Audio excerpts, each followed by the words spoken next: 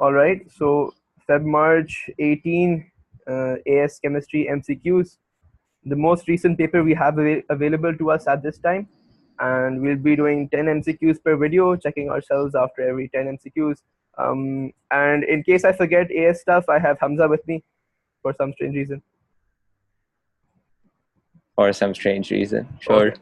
Anyways, let's begin. Okay.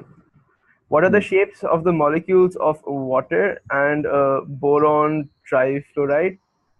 Okay, so let's do this one first, because what you should know that boron doesn't have any other lone pair, so it's just literally attached to 3 fluorines. So that's a 120-degree bond angle, making it trigonal. Trigonal. Yeah, what you should know, H2O is not linear, because you might think it's like this. Well, hopefully at this time you're not thinking stuff like this. But it's not going to be linear because it has, I believe, 2 lone pairs which kind of bend this. Yeah. So something like this, ऐसे जाता है. Hence, you can just go with non-linear. So that gives you D, and we move on. 2, the electronic configuration of the 2 outermost shells of an atom is such. What is this atom? Now, you want to identify it, so I don't really care about stuff up till now. Normally, you just look at the last one, but since this is 3D and 4S, you have to remember 4S2 was filled first, then 3D was filled. So you're looking basically for, if I can just rub the rubbish I wrote, you're looking basically for the element that occupies 3D5. In fact, so if we quickly go to our data booklet, blah, blah, blah, blah, blah, blah. Where is this? Okay, and this is all. Oh, ooh, ew! Why is it all? Anyhow, so it's little Tera, but we'll have to make do. So this is gonna be 3D 1, 2, 3, 4, 5. So that would be manganese. So if there had been chromium, however, if there had been this, then this would have been something of this sort. This would have been 4S1 and 3D5, because that's your exceptional case, because of in order to achieve some sort of stability, because then the subshells are partially filled. But anyhow, you didn't need to go in that depth. It was a pretty simple question. Drinking water may contain calcium hydrogen carbonate. How many electrons are present in a hydrogen carbonate anion? So calcium is 2 positive, which means this is taken twice, which means one individual hydrogen carbonate anion would be just negative. So that if it's multiplied by 2, then obviously it becomes 2 negative. Now you have to look at electrons. So know that hydrogen has 1 electron, carbon should have 2. Carbon should have 12, so it's 1 plus 12 plus 3 into 16 for. Wait. No. Carbon does not have 12. I'm mixing up with the mass. Let's just check the data booklet. So carbon has 6 and oxygen has 8 if it's a proper element. So this would be 1 plus 8 plus, sorry, 1 plus 6 for carbon plus 8 into 3 for oxygen plus 1 because it's an overall negative charge. Hamza, do you think this is fine? Come back. Come back. Can you repeat it once again? Come back to that page where you've opened the periodic table, right? Yeah, so I took 1 electron for hydrogen, I took 6 electrons for carbon, 8 electrons for oxygen, into 3 obviously, because, well, because and then you added 1 to the whole anion. Yeah, so do you agree with this process? And I added 1 electron because it's an overall negative sign. Yeah. So that gives me that's fine. That gives you 32. Do you have a calculator on you? Yes, I do. Can you just tell me the numbers and I'll crunch them? 1 hydrogen plus 6 plus 24 plus 1. So yeah, that should be 32 anyways. But it's 32. Yeah, but keep the calculator. We might need it later on. Anyhow, which molecule contains a nitrogen atom with sp hybridized orbitals? Now, what you should know, if it is sp3, then you have 4 bonds. Well, with nitrogen, it won't really be. well, you used to have 4 bonds if you just remember the hybridization of carbon. So if you have sp2, you used to have 3 bonds. Sc will have 2 bonds, right? Is this fine? So you need to figure out a nitrogen that has sorry, these are all sigma bonds, my apologies. So these are 2 sigma bonds, and then there'll be 2 pi bonds. So which particular nitrogen shows that? Well, I don't think it's not NH3. If you look here, it has 2 sigma bonds with the hydrogens and 1 sigma with the, so these are 3 sigma bonds, so it's not this as well. If you look at HCN, I believe HCN was this, right? So Yeah.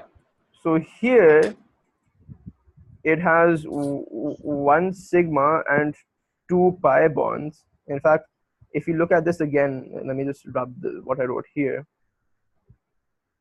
So if it's sp, so you have your s, you have your p. If it's sp hybridized, that then, well, a better way to look at this is, if it's sp hybridized, that means you have 2 p orbitals left to make pi bonds, right? So you will have 2 pi bonds. I think that's a better way to look at it. And I believe that's what you will get here. So are we fine with saying HCN? I think so, yeah. Okay. HCN is the right answer, probably. So perhaps this is a better explanation rather than what I said before about sigma and pi. Just look at how many unhybrid orbitals there are, and obviously that would equate to the number of double bonds that you'd have, or number of pi bonds rather. The first bond is Pi sigma. bonds. Yeah, the first bond is sigma. The other, between 2 elements, the first bond will always be sigma, and the other 2 would be pi. HNO3, well, clearly, well, HNO3 has a rather, it's not a nice structure to look at, so I'm not going to draw it out, but clearly you can see it's being attached to like 4 different elements. So like it's clearly not going to be forming that many it's not going to be forming 2 pi bonds with every element it bonds. So you can cross that out as well. 5. Which mass of solid residue is obtained from the thermal decomposition of 4.10 grams of anhydrous calcium nitrate? Okay, so for this you need to first of all remember the decomposition of calcium nitrate, the equation for that. And in fact, so that's calcium nitrate taken twice because calcium is 2 positive. This decomposes to calcium oxide plus half O2 plus 2 NO2, I believe. Anyhow, so this is a 1-to-1 molar ratio. So let's calculate the moles of this. Put into the moles of this, and we'll figure out the mass. So if you want to calculate the moles of calcium nitrate first, the moles is mass upon mr. So that is, or you can do it by ratio method, whichever way suits you. Yeah, the ratio method is better, Hassan. It's much simpler in this instance and much faster. That's good in an MCQ paper, though. Well, yeah, whatever. Like, yeah, you can do it by ratio method. Like I'll do it through the formula. Anyhow, so this is mass upon mr. Mr quickly, if we can calculate. So that is, what is nitrogen? 14. So it's 14 plus 16 into 3 for oxygen. Then this will be into 2, and I don't remember calcium mass. Calcium ka mass would be 40 plus 1. 40.1, sorry. So I believe I'm getting 164. So you're getting the number of moles you'll get is 4.1 divided by answer, and that you're getting 0.025 approximately moles. You now have to figure out the mass for this. So that is mass upon mr. So you just multiply mr with the number of moles you got. Mr would be 40.1 plus 16 for oxygen. So that gives you 1.402 grams, excuse the bad handwriting, approximately equals to C. And like, yeah, you can do this through the ratio method as well. That's a better way to remember it logically, I just use formulas because I feel they just quicken things up a little, at least for me. Anyhow, so sodium hydroxide neutralizes acid in a 11,000 decimeter cube sample of an aqueous solution. The concentration of acid is this much. So there's this many moles per dm cube. Which mass of sodium hydroxide neutralizes the acid? So first, figure out the number of moles for acid. Moles is concentration into volume. N is equals to CV. So your concentration was 1.26 into 10 to the power minus 3.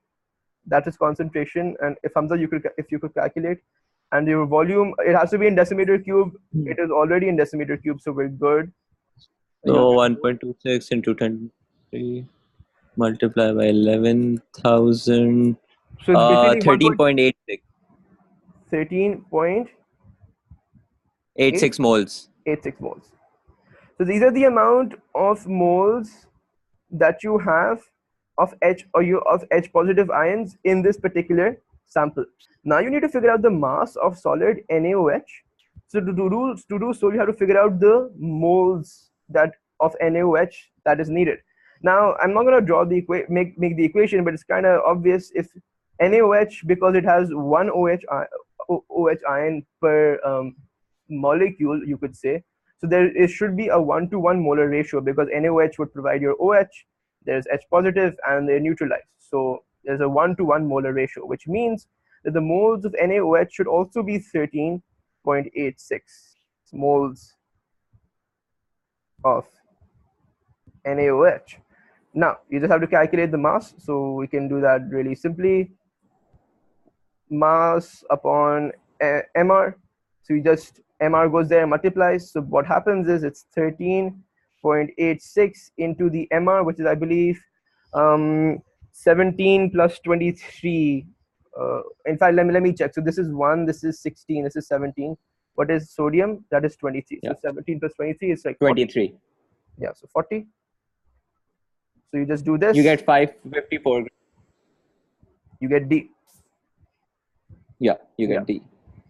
The gas laws can be summarized in the ideal gas equation. 0.960 grams of oxygen gas is contained in a vessel of volume this much at temperature 30 degrees Celsius. Assume that the gas behaves as an ideal gas, which is needed because only then can you use this particular formula. You have to calculate the pressure. So that's very simple. Just pop that into the equation. So P is unknown. Let me write that here. So P is unknown. What is volume? It is 7 into 10 to the power minus 3. Now this is already given in meter cube, so we're fine. If it was given in centimeter cube, for example, then you would have to multiply it. You'd have to divide it by 10 to the power 6, or something of that sort. But it's meter cube, so it's fine for it's us. 10 to the power. Yeah. This is moles. So to calculate moles, you will have to first use the mass to calculate moles. Or alternatively, you can just substitute the formula for moles, which is mass. Moles can be also be written as mass upon mr or ar. In this case, you could do that. So I just do that because I think it'll just speed things up. So instead of moles, I'll just write mass upon mr, which is the same thing as calculating moles. So that will be 0.96 grams of oxygen upon, I believe this would become 32 because it's oxygen gas, right? So that is O2. It's not O. Or are we justified in saying this? Yeah, it's perfectly right. It's O2. Okay. Thank you for the validation. Your R is your gas constant, which you can check from your data booklet. It's 8.31. Into T, remember this is, you need to use thermodynamic temperature. So Kelvins. In Kelvin. So that will be this plus, this 273. Plus, 273, which gives you 303, I believe. Yeah. So you just solve for this. You multiply this, and this, and then you take this and you divide it here.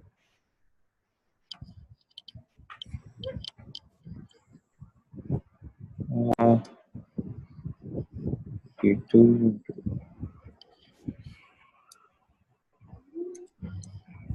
One thing as Hamza calculates, remember that this will You give get you, C. what do you get? You get C. You get C. Okay. So remember, you have to convert this into kilopascals. So you have to divide whatever answer you're getting by 1,000. 1,000. Yeah. Okay. So question 8: which equation represents the standard enthalpy change of water? Okay. So in the enthalpy change of formation of water. So 1 mole of water has to be forming. So like clearly. So 1 mole of water has to be forming, and all of this stuff is supposed to be in their standard states. So H2O is the standard state of H2O is liquid, and the standard states of oxygen and hydrogen is gas, I believe. So are we fine in Yep, they're saying gas. 8? Sorry, 8B. B. Yeah. Hess's law and bond energy data can be used to calculate the enthalpy change of a reaction. Bromoethane can be made by reacting ethene with hydrogen bromide. What is the enthalpy change for this particular reaction? So bond energy data. So just think of it like this. What's happening as you go here?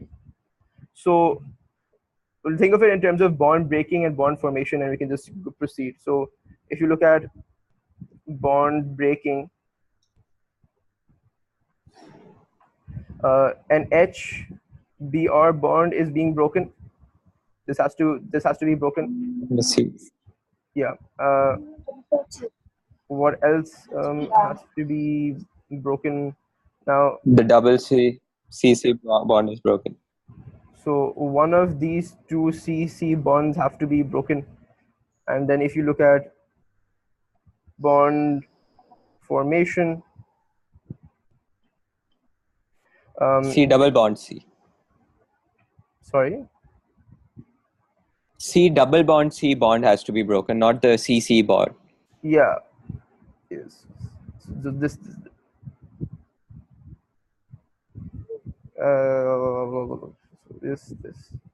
Yeah. So basically the pi bond has to be broken.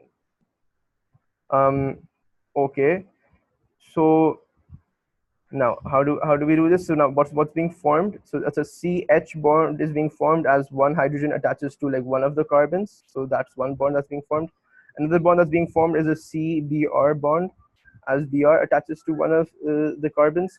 So now what you quickly do, you just figure out from your data booklet the enthalpy changes for this stuff, for the change in energies for this stuff, and you just solve. So bond breaking, if you remember, that is endothermic, so you'll denote all of that with a positive sign. So that's an HBr bond we're looking for. That's and the C double bond. Okay, so where was this stuff? Where this stuff used to be? Okay, so this bond is being broken. So that is 610.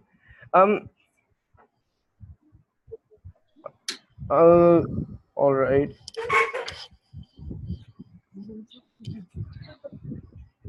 Okay, so just a second. In fact, all right. Sorry about that. So where was I? Yeah. So we were looking at which bond energy to which energy to pick. Now remember what we want. We want to break the second bond. Like we want this to go from this to this. That's the idea. So we just want one of these bonds, the pi bond, rather to break. Now, this C double C bond energy has given you the energy needed to break both bonds. This is the energy needed to break one bond. So if you want to figure out the energy to needed to break just like the second bond, just like the pi bond, so that would just be 610 minus 350, which I believe is 50, 260, I believe. So that's one way. 260. Yeah, that's one way to look at this. Perhaps another way to explain this is if you think about this as breaking both bonds would be positive 610, and then forming one bond again would be negative 350. That's another way to look at it. But just be clear, just don't blindly pick the value of 610. Otherwise, your calculation would be a little off. So we can write this as 260, and the HBr bond is what? Where will the HBr bond we found? HBr is 366. So that is 366, and that is also positive because this is bond breaking. If you look at bond formation, so we need CH and CBr. Where can we find that? CH is 410 and CBr is 280. So that is 410 negative and negative 280. The reason why this stuff is negative is because this is bond formation, which is obviously going to be exothermic. So all you could do, you just solve for this. So you basically have, and Hamza, if you could use your calculator, plus 366 plus 260 minus 410 minus 280. That will give you your overall minus 64. Minus 64. Obviously, enthalpy is in kilojoule per mole. So we're good. Yeah.